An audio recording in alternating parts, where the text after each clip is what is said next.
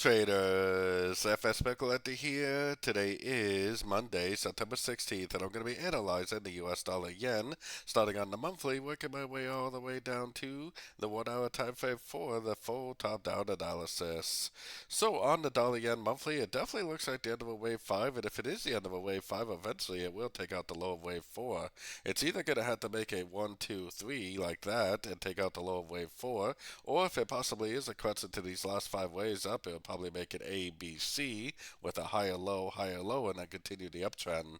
This is the monthly time frame, so it's really not that important to know the difference as of yet. Going down to the weekly time frame, we are at the previous structure of the wave 4. Most wave A's or wave 1s do end around the low of the previous wave 4, so it does seem like a pretty likely place to possibly start a move to the upside for either a wave B or a wave 2, which would be a crescent to this move down, which is a wave A or wave 1. Like I was just saying, it's definitely not important for me to know the difference between an A or 1 or a B or a 2 because the trading strategy is exactly the same for a wave A, which is looking for shorts until it's over. Trading strategy is exactly the same for a wave B or a wave 2, which is looking for longs until the ABC of B or the ABC of 2 is complete.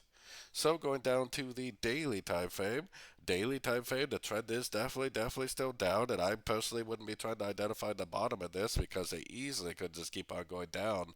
So the trend is down. I'm definitely still looking for shorts on shorter time frames. So taking it down to the 4 hour time frame. Really, I mean, if you've been looking for shorts for the last several weeks, you've definitely been killing it, that's for sure. The most recent structure level is way up here. That's what's going to tell me that the downtrend is over if that breaks. It definitely doesn't have to break. We have 1, 2, 3, 4, 5 waves right here, a little subdivision. So I do think it is probably going to go up. But if it makes a three-way pattern to the upside, makes a lower high, makes it engulfing down, then I definitely will go short again.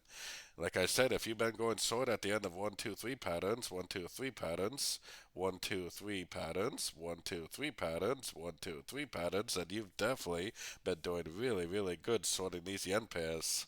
So going down to the 1 hour time frame, I do think it probably is going to go up, and it probably is going to at least break this structure. But that's only going to tell me that this 1, 2, 3, 4, 5 subdivision is over. It could go up, break that structure, make a pullback, go up again, and make another A, B, C three-way pattern, and make another impulsive engulfing move to the downside. So if it does do that, I definitely will go short again for the continuation of the downtrend.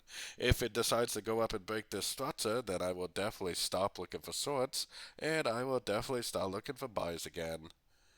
So don't forget to join my free Discord group, which is linked down here in the corner, and as always, thank you and happy trading.